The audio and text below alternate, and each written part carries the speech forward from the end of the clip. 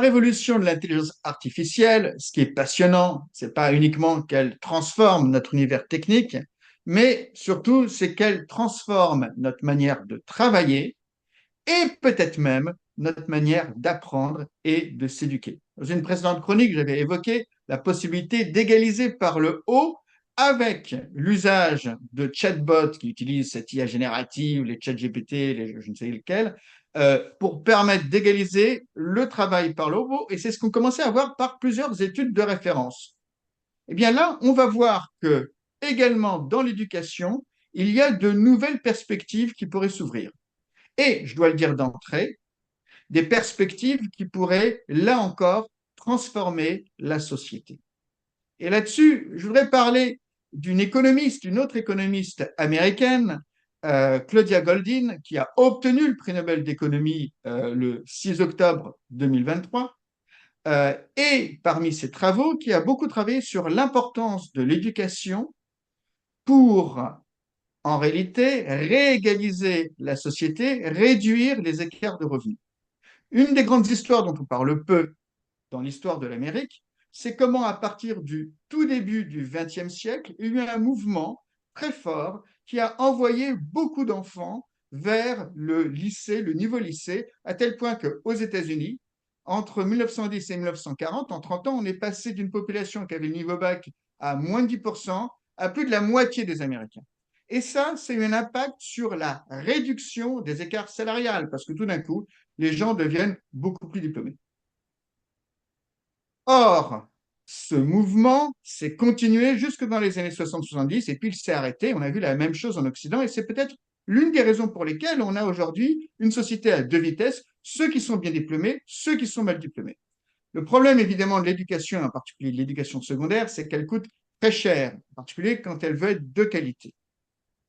Et lorsqu'on veut mettre entre les mains des étudiants ou des élèves un procédé de qualité, eh bien, idéalement, on voudrait leur offrir un professeur particulier. Et le professeur particulier, d'ailleurs, a été démontré comme étant la forme de pédagogie qui permet d'augmenter le plus le niveau de l'élève. Un élève moyen avec un prof particulier moyen arrive dans le top 30%, avec un super prof particulier pourrait arriver dans le top 15%, voire le top 5%. Donc, on voit l'importance du prof particulier, mais le prof particulier, qu'on soit au collège, qu'on soit à l'université, ça coûte extrêmement cher.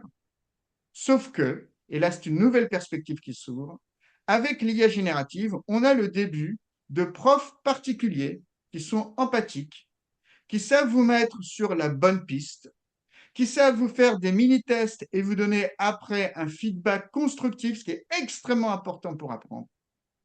Et évidemment, qui ne coûte pas le prix d'un prof particulier humain, qui coûte beaucoup, beaucoup, beaucoup moins cher. Il y a des offres qui sont en train de se mettre en place, comme celle de Salman Khan. Salman Khan, qui avait créé Khan Academy, qui était une première forme d'aide à l'éducation via les vidéos en ligne, et qui, avec les équipes de OpenAI, a développé Khanmigo. Il y a d'autres projets, mais ce que l'on sait déjà en voyant quelques études, c'est que dans certains cadres semi-professionnels ou universitaires, un tuteur artificiel peut être aussi bon qu'un mentor humain. On l'a vu dans une étude sur des étudiants de médecine au Canada, à l'université de McGill et l'université de Montréal, où pour apprendre certaines techniques, eh bien, le tuteur artificiel était aussi bon que le tuteur humain. On est capable d'avoir ces profs particuliers virtuels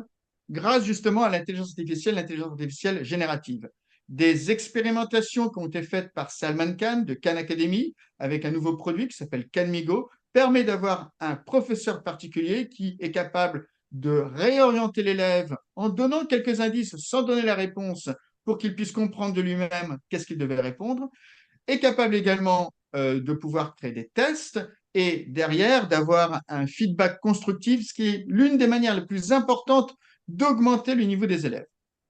On verra quels sont les résultats de ces nouveaux procédés, mais ce que l'on sait déjà, c'est que des expériences qui ont été menées, par exemple, avec des étudiants en médecine au Canada, l'Université McGill, l'Université de Montréal, montrent qu'un tuteur artificiel pour apprendre certains gestes chirurgicaux simulés sont aussi bons que des tuteurs humains.